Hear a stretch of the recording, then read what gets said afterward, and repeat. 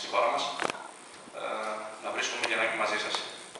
Πιστεύω ότι θα περάσουμε όλη αυτή την ώρα που θα είμαστε μαζί πάρα πολύ, θα είναι ουσιαστική.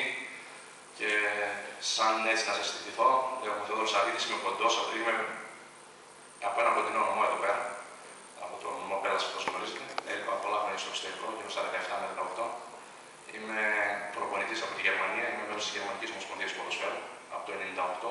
Είμαι από το 2000 προπονητής UEFA Pro από την Πολωνία, με 2 διπλώματα, ένα σαν γυμναστής δάσκαλος ποδοσφαίρου και ένα σαν UEFA Pro μέσα από το Πανεπιστήμιο της Πολωνίας με ειδίκευση στο ποδόσφαιρο.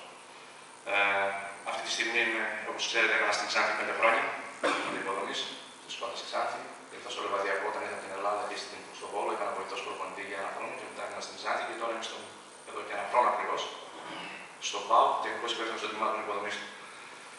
Όπως και εσείς, σαν νέοι προπονητές, θα σας έλεγα ότι θέλει καιρό στο μάχη και καλή συνέχεια να αγωνίζεστε και να παλεύετε συνέχεια. Είμαστε σε μια χώρα, όπως μας είπαν και προηγουμένως οι ομιλητές, που θέλει αγώνα, έχει πολλά η χώρα μας που πρέπει να αλλάξει και πιστεύω ότι εσείς από προπονητές στην καθημερινή σας ενασχόληση με το ποδόσφαιρο έχετε 1200 στους συλλόγους, με τις οικονομικές δυσκολίες ή οτιδήποτε άλλο, να έχετε τα προπονητικά υλικά ή τα γήπεδα για να κάνετε προπόνηση σε αυτούς τους μικρούς ποδοσφαιριστές. Και ξέρω, γιατί και εγώ έκανα σε συλλόγους τέτοιους, έχω την ευχαρίστηση και εσείς να παλεύετε συνέχεια να δουλεύουμε με πιο επαγγελματικούς συλλόγους τελευταία, όπου εκεί οι ευκολίες, οι προπονητικές